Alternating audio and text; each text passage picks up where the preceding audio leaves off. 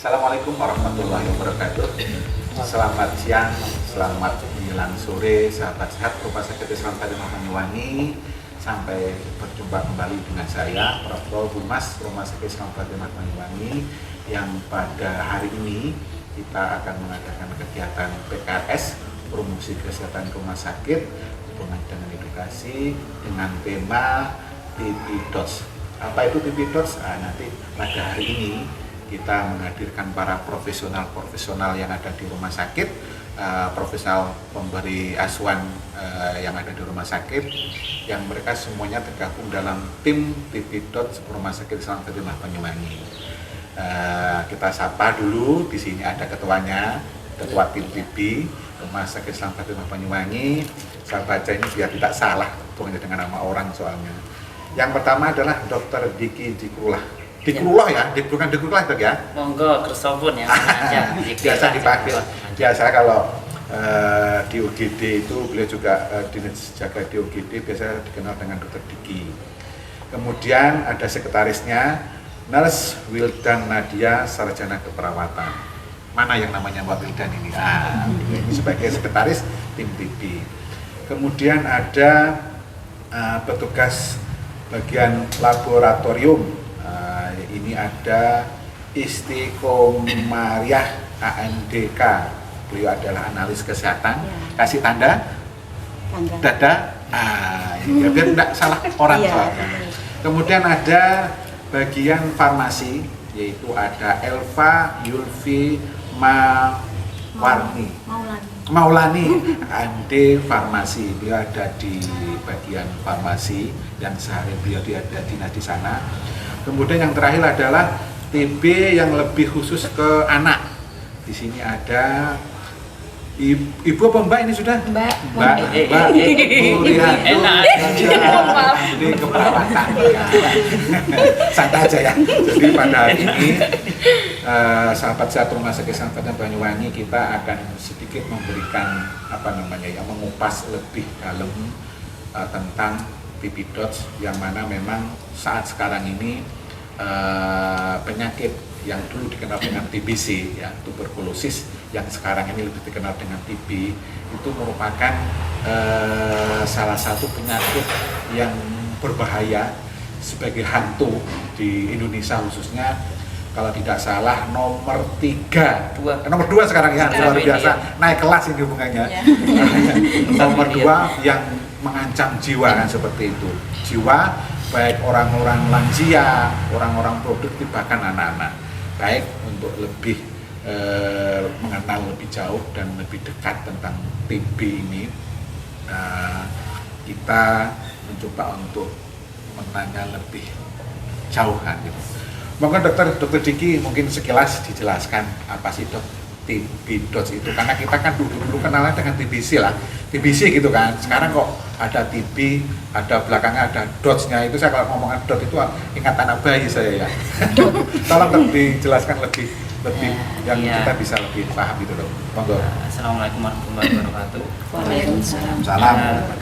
Yang pertama saya panjatkan puji dan puji kepada Allah Subhanahu wa taala karena atas rahmat dan hidayahnya saya dan teman-teman serta Pak Otos bisa datang di acara pada pagi hari ini. Yang kedua, terima kasih pada rumah sakit, pada Pak Otos dan teman-teman sudah bersedia datang dan hadir serta memfasilitasi kami sebagai tim TB untuk memberikan informasi atau edukasi kepada khalayak masyarakat, sehingga maksud dari kehadiran kami di rumah sakit ini adalah untuk membantu agar TBC itu tidak menyebar lebih luas. Langsung baca intinya Pak ya. Mengenai TB itu sendiri ya sebenarnya nggak ada bedanya dengan TBC yang pada zaman dahulu, sama dalamnya. Cuman kenapa ditambahkan dots itu adalah metode dalam penanganannya ya.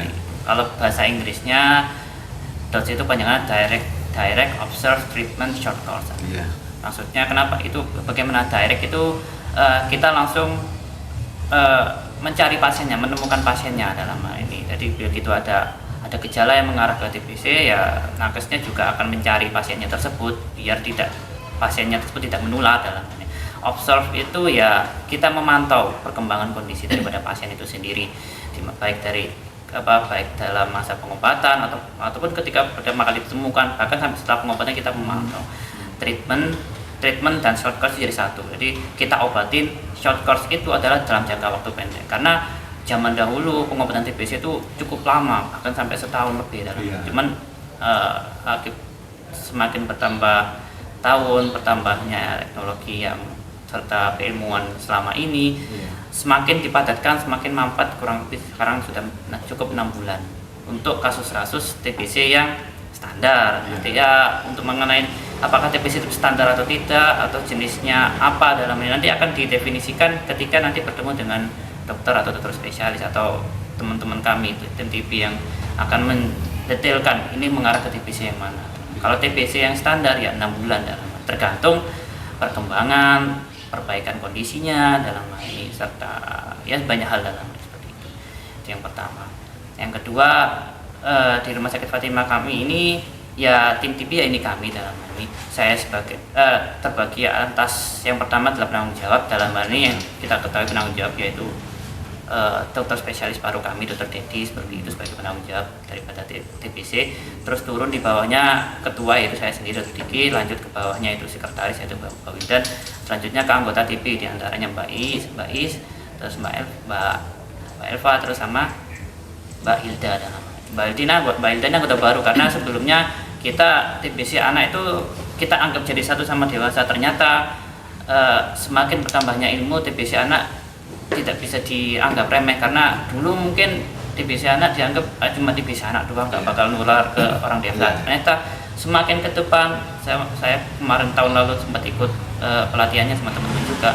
Ternyata anak-anak dengan TBC pun bisa menularkan ke dewasa. Jadi tidak seperti dulu anak-anak nggak bakal nular, enggak. Sekarang sudah berubah patokan ilmunya seperti itu. Jadi ya perlu ada orang khusus TBC anak yang memantau bagaimana TBC anak itu. Sudah berapa tahun dok TB dot yang ada di RSI Fatimah ini? Kalau TB dotnya sih mungkin baru-baru ini setelah TB dot. Kalau TBC-nya dulu ya mulai awal. Kalau mulai awal kenal dirinya sih mungkin sekitar 2018. Gitu ya dok. Iya, 2018. Jadi mungkin salah satu usaha dari Rumah Sakit Fatimah ya untuk membantu program-program pemerintah untuk pemberantasan divisi yang ada di Banyuwangi seperti itu dok ya.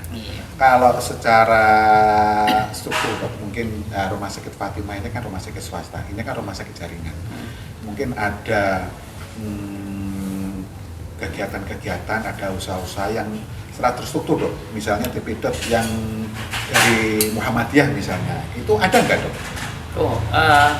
Kita yang mendukung program TB dot inilah. Ya sebenarnya urut ketika 2018 dulu kemarin kita mungkin masih bekerja sama dengan dinas kesehatan, terus kita melapor secara rutin tiap bulan, tiap tahun dalam pelaporan seperti itu. Lanjut ke semakin ke depan nanti waktu akhir COVID kemarin, terutama dari pusat MPKU pusat dalam ini memberikan kita kesempatan untuk bekerja sama dengan USAID dalam ini. USAID ya.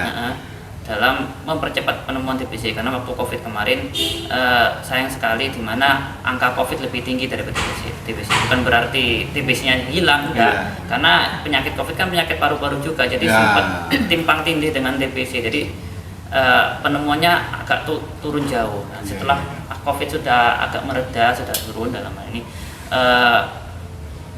akhirnya dari USAID sama MPKU Pusat memberikan inovasi terbaru, salah satunya bagaimana kita bisa menaikkan temuan daripada TBC itu sendiri yang sempat hilang seperti itu. Bukan hilang sih, sempat turun. Jangan sampai kelihatannya ada pasien TB karena tidak diketemukan, ternyata di lapangan di masyarakat ternyata tinggi kan seperti itu ya. Jadi tugas TB dot itu salah satunya adalah menemukan seperti itu yang menelusuri, jangan sampai nanti yang sudah penderita ini ternyata mereka positif karena ketidaktahuannya itu dia bisa berkumpul dengan orang banyak, akhirnya penularannya semakin tinggi seperti itu ya. Oke,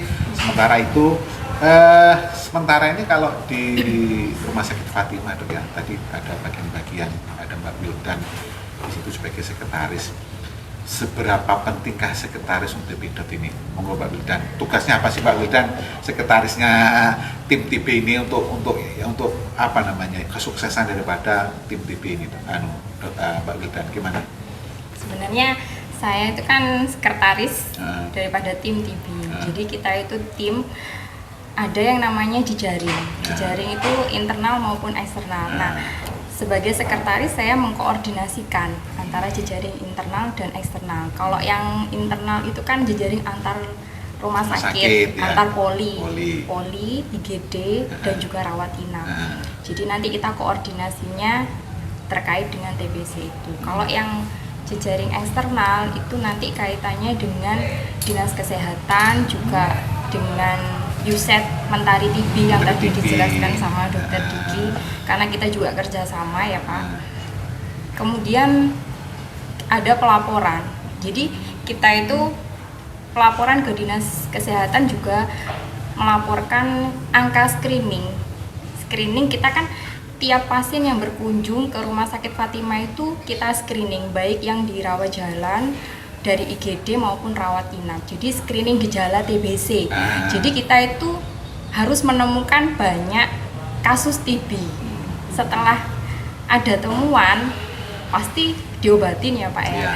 Jadi itu tugas saya.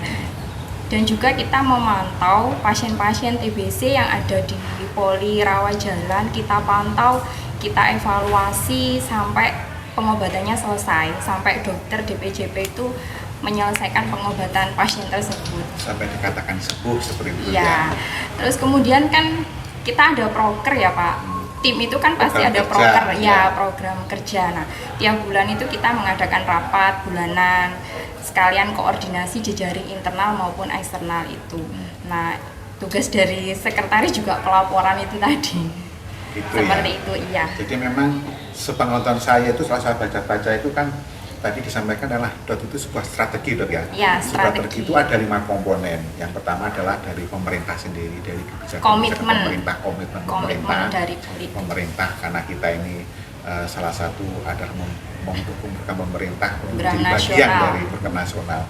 Kemudian ada di situ ada komponen pemeriksaan mikroskopis ya, nanti bagian analis. Nah ini Paknya nanti merupakan salah satu komponen juga. Nanti juga ada komponen bagian ketersediaan obat. Nah, mungkin di sini ada bagian farmasi. Kemudian ada sistem pencatatan, mungkin dari tadi itu Mbak Wildan tadi ya, bagian pencatatan pelaporan. Kemudian yang kelima itu adalah pengawasan menelan obat. Nah, nanti mungkin lebih dijelaskan lagi. Tadi sudah dari bagian sistem pencatatan ya, jadi memang pencatatan ini jangan sampai berjalan sendiri-sendirian, begitu berarti Dok ya. Jadi Fatimah menemukan sekian, ternyata datanya tidak sama dengan Dinas Kesehatan, tidak sama dengan rumah sakit lain. Nah, berarti memang tujuannya adalah setiap layanan kesehatan itu pencatatan penyediaan satu di Dinas Kesehatan nasional, dan secara nasional menjadi data yang satu kesatuan seperti itu ya. Oke. Baik. Biasanya kan tadi setelah ditemukan kemudian diobati, kemudian ada dilakukan, tadi saya sampaikan ada bagian mikroskopis pemeriksaan, berarti analis ya. Jadi untuk menemukan seseorang itu menderita TBC itu kan kadang agak susah juga kan untuk menentukan apakah dia positif atau tidak. Itu selama ini seperti apa? Mbak siapa tadi? Mbak Iis. Saya kalau di situ agak istiqomah. Iya. Teguh pendirian ya. Manggilnya susah. Monggo Mbak Iis. Assalamualaikum warahmatullahi wabarakatuh. Waalaikumsalam warahmatullahi wabarakatuh. Gini Pak Haji, kalau di laboratorium, kalau untuk mendiagnosa penyakit TBC itu kita menggunakan TCM. TCM itu tes cepat molekuler. Itu biasanya kita itu mengumpulkan dahak ke pasien.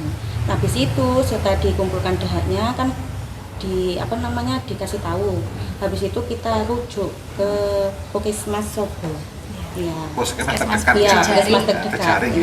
Terus ke Puskesmas Sobo. Setelah itu kita kan pengemasannya lewat laboratorium ya, Pak Haji. Setelah itu kita melakukannya lewat Sitras. Kayak ngambil sampelnya itu kita melalui Pak Pos. Oh gitu ya. Gitu. Itu lebih cepat. Kalau masalah BTA itu kita mengerjakan dengan mikroskopis. Apa itu BTA? BTA itu bakteri tahan asam. Ya sama dengan TBC, cuma bedanya TCM sama BTA itu lebih akuratan TCM. Gitu ya. Soalnya TCM itu pakai alat Pak Haji. Ya. Pakai alat ya. Ya, kalau BTA itu kan emang zaman dulu kan ada apa namanya harus di mikroskopis. Iya. Kalau TCM itu ya itu tadi ada program nasionalnya itu dirujuk ke Puskesmas. Selama ini ada kendala-kendala nggak selama berjalannya? Seperti apa biasanya? Kalau masalah di laboratorium kendalanya itu masalah tentang dahak sampel. Pengambilan sampel. Kadang pasien itu kan dikasih tahu suhu dahak. Dahaknya itu kan harus yang kental sama yang kayak kuning gitu. Ya syaratnya aja secara awam gimana? Ya harus kental, kan nggak ada sisa makanan, nggak ada darahnya. Murni lah pokoknya ya. Iya biasanya. Kadang yang diserahkan ke lab itu Sudah biasanya tercampur gitu ya. ada makanannya. Ya memang sering saya mendengar itu ketika ingin periksa karena dia batuk lama itu salah satunya di tes dahak itu kan. Tes orang artinya kan di masyarakat itu tes dahak itu. Dia tuh kesulitan ketika mengeluarkan dahak. Ketika dia misalnya berobat ke layanan kesehatan, bisa di puskesmas atau di mana, itu pulang itu dia berobat itu karena batuk, dikasih obat karena tujuannya sebetulnya untuk makan batuk, malah pulang-pulang dia malah bingung, kok semakin batuk tambah tambah ngekel kan gitu kan ya. Padahal itu tujuannya adalah dari dari untuk bukan dahak. Sedangkan dari pasien saya itu batuk berobat kepingin tidak batuk kan gitu kan. Jadi mungkin dari edukasinya tadi itu ya, jadi edukasinya harus tersampaikan bahwa memang tujuannya seperti itu gitu ya. Memang angel. Iya memang nah, itu karena memang ya sama kayak orang mau ngomong periksa kencing, dia habis kencing mau dipasang kencing pun juga dia bisa keluar seperti itu kan ya. Oke. Baik, sekarang ke ketersediaan obat. Jadi nanti sudah ditemukan penderitanya, sudah dianalisis ternyata sudah positif. Kan habis itu kan berarti kan diobati, ya kan? Pas diobati ternyata obatnya tidak tersedia misalnya kan, ya susah juga akhirnya kan. Nah ini kita program tadi menjadi gagal. Di sini ada Mbak Elvi, Mbak Elva.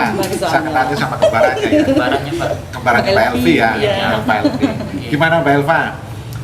Selama ini ketika ada pasien yang sudah positif, misalnya tadi disampaikan positif TB itu ketersediaan obat atau tentang obat ini gimana biasanya yang berlaku di rumah sakit kita ini?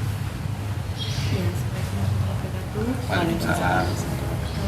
Kalau di bagian farmasinya sendiri ya Pak ya, kalau ketersediaan obat itu pertama Agak keras suaranya. maafin Mas, Putri. grogi soalnya. Enggak apa-apa, kita ngobrol kok, ngomong ini kita santai kok. Gimana? Ya kalau ketersediaannya itu kita mintanya dari Dinas Kesehatan. Dinas Kesehatan ya. Untuk persediaan obatnya. Selama ini ada masalah nggak ketika memang dibutuhkan obat itu? Kalau masalahnya itu kalau misalnya pasiennya terbukti TB ya Pak ya, kadang itu dari dinasnya sendiri obat kadang nggak ada, kosong, jadinya Akhirnya terus gimana biasanya kalau kosong itu terus? Berjejaring kita Pak. Iya. Tapi kan Soalnya tetap puskesmas tetap kan. Iya, Berarti kita kan punya istilahnya grup itu. WA Bukan nasional berarti dari kabupaten. dan seperti tadi ketika sudah ditemukan penyakitnya, orangnya sudah ada, pas diobati obatnya bukan berarti terkendala obat kan, berarti kan masih bisa dikomunikasikan dengan jejaring seperti itu kan ya. Berarti sementara ini tetap istilahnya tertangani dengan baik lah istilahnya kan seperti Iya itu kan, kan. ada urutannya Pak. Misal kalau kita ada. nggak kayak kita pergi ke apotek, Pak saya mau beli obat TB Nah, kayak gitu. itu dia, Kalau iya. obat-obat yang jalur swasta, paten mungkin ya ada. Iya. Tapi kan ini kan TBC itu kan program gratis dari Pemerintah pemerintah. Jadi nasional ya. orang-orang yang terkena Gratis. TBC nggak usah khawatir. Nggak ada Nah ini duit. dia yang penting ini. Iya bukan nggak ada duit, nggak, tenang aja, TBC tertanggung benar dari pemeriksaan TCM tadi TCM pun gratis. sampai dia pengobatan Ah, selesai, ini dia. obat-obatannya gratis. Iya. Gitu. Dan ya kan kita sudah ada BPJS juga, jadi ya dari awal daftar sampai semuanya gratis, jadi nggak usah Gratis ya? khawatir. Tidak Iya, Pak. khawatir ya. Tidak ada alasan tidak berobat. Itu dia. Terus kan mengenai tadi obat-obatan ada urutannya, Mbak Elva seharusnya lebih ngerti awalnya gimana. Ya Mbak, apa maksudnya? Jadi pertama kali pasien datang, terus gimana Mbak? Kalau pasien datang jalannya Pasien sudah terdiagnosa TBC dari iya. poli paru, nah datang terus ke gimana? apotek, Ke apotek terus? ambil obat. Enggak ini apa? Biasanya pesan dulu. Oh, tidak Oh iya, langsung. ya, Kalau biasanya- nggak ada stoknya, Ya, biasanya kita itu konfirmasi dulu bagian dinas kesehatan, kita itu menyediakan obat. Biasanya itu kita itu menyediakan itu 3 bulan sekali dari dinas kesehatan. Stoknya Ya, ada Iya. buffer menyediakan juga kok. Ada Pak. buffer ya, Menyediakan misalnya beras dulu. Biasanya memang ada stok sisa, ada stok dibawain lebih. Nah, itu tapi tetap jaga-jaga kita ya. lapor Dari biar farmasinya kita sendiri juga perlu konfirmasi dari asisten parunya sendiri. Kalau misalnya ada pasien baru, kita menyediakan obat, baru kita keluarkan obatnya untuk Cepat. pasien ini. Iya. Intinya kan ketika seseorang itu membutuhkan obat itu kan Terdiagnosis, tersedia kan, tersedia. walaupun dengan alurnya tadi kan kita kan istilahnya pasien kan ya intinya pasien taunya kan ada kan gitu banyak Iya. ada masalah kan ya. Insya Allah. Ya, yang namanya koordinasi itu kan mungkin yang butuh waktu kan wajar kan. Yang Iya. penting obat itu kan tidak pernah kosong kan selalu ada kan seperti itu. dan itu pun obatnya pun nggak eceran, maksudnya satu strip beli gitu. Iya. Karena obat TBC kan seperti kita tahu tadi yang saya sebutkan tadi, pengobatan TBC minimal 6 bulan. Iya. Itu pun ya insya Allah tuntas dalam hari. Itu pun langsung sekotak, jadi sudah dari dinas kesehatan satu kotak khusus buat iya. 6 bulan dalam Tiap hari datang gitu dok ya, ya. jadi pasien nggak usah khawatir nanti kehabisan obat. Nah, ini ada satu kotak ini buat Berarti pasien kalau ini bisa toh, Ya. pasien dalam langsung. 6 bulan itu Sampai sudah selesai. langsung dok ya. Misalnya pasien A datang sudah positif dikasih obat itu sudah langsung 1 bulan. Satu paket langsung sudah, paket itu satu paket. 6 bulan ya. Iya, 6 Tergantung dari istilahnya program dari yang sudah ditentukan oleh dokternya tadi dok ya. Iya, Ini tapi- 3 bulan, 6 bulan itu langsung 6 bulan ya. Iya, tapi ya nggak langsung dikasih sekotak pas Oh. kotak sendiri nggak gitu. Maksudnya ya kita apotek pertama memberikan edukasi. Nah, asisten perawat juga memberikan edukasi. Biasanya tiap berapa minggu sekali mereka kontrol sekalian Oh. ngecek kondisi klinisnya, Oh, kondisi iya. membaik atau tidak, ada efek samping atau tidak, atau malah perburukan mungkin dalam hal itu perlu kita evaluasi karena ya namanya obat-obatan dalam hal ini kan semua orang suka obat apalagi mikirnya nanti saya resisten apa loh. Makanya adanya observasi kita dari tenaga medis itu memantau perkembangannya obat-obatnya bagaimana. Jadi tetap harus kontrol dok ya. Bukan Iya, tetap datang kontrol. sudah positif kasih obat 6 bulan sudah. Ini apa namanya?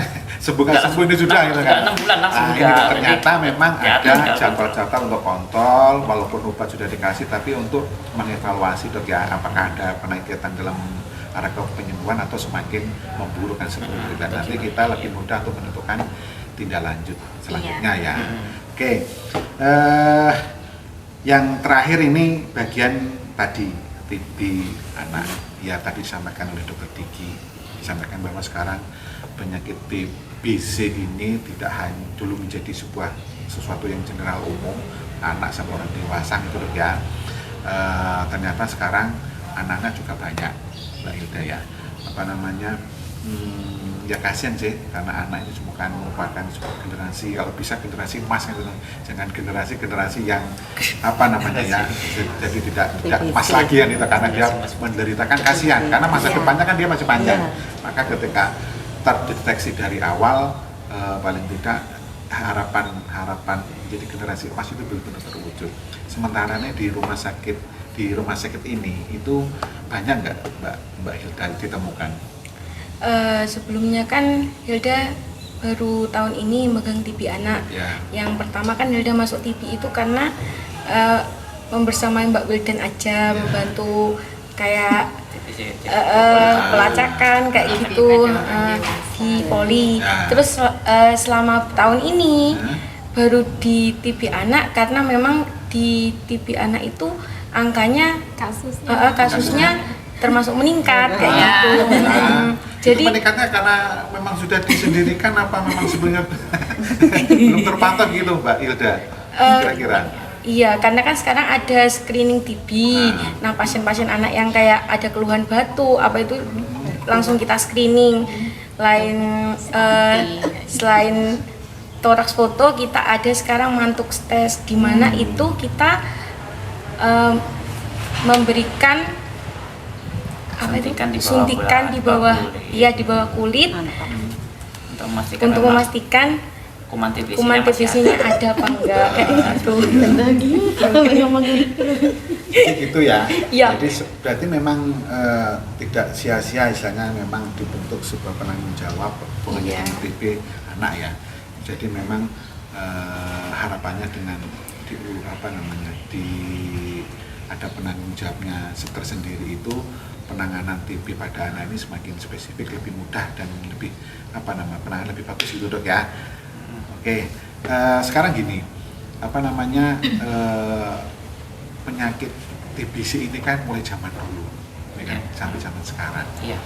Dan kelihatannya itu tadi itu top skornya kan kelihatannya kan ya tidak lari-lari dari nomor 2, nomor 3 dan setelah penyakit jantung dan pembuluh darah gitu yang mematikan lah seperti Iya. itu. Cuman ini kan sebetulnya kan memang penyakit-penyakit yang menular, Iya. ya kan, hubungannya dengan kebiasaan kita sehari-hari. Mungkin dokter dengan tadi itu kita rumah sakit swasta membentuk sebuah tim untuk mendukung sebuah program pemerintah hubungan dengan penyakit TBC, pemberantasan TBC itu kira-kira untuk masyarakat pesan-pesan dokter, pesan-pesan dan harapan supaya ini awal tugas dari tim ini adalah menemukan semakin banyak semakin bagus karena harapannya tadi itu ketika ditemukan kita lebih mudah mengawasi dan mengobati, ya kan. Harapannya dokter bagi mereka-mereka yang belum terdeteksi ini kira-kira apa yang bisa dilakukan dokter? Misalnya nih saya di lingkungan rumah ini saya kok ada orang kok batuk kok udah sembuh ya lama sekali. Itu kita ini sebagai orang yang mungkin paham lah istilahnya, ngerti lah misalnya apa yang harus kita lakukan yang disampaikan kepada orang tersebut dokter. Gini, kita lihat dari perspektif dari yang sakit sama yang tidak sakit kan. Ya. Kalau dari yang sakit dalam hal ini semisal teman-teman keluarga ataupun saudara ataupun tetangga ada yang didapatkan gejala paling enggak lah batuk lama, batuk seminggu lebih, 2 minggu lebih, nggak harus darah, yang penting ada batuk lama. Batuk lama lah pokoknya ya. Batuk lama terus disertai demamnya, bukan demam tinggi kayak demam sumur-sumur gitu kan, seperti itu.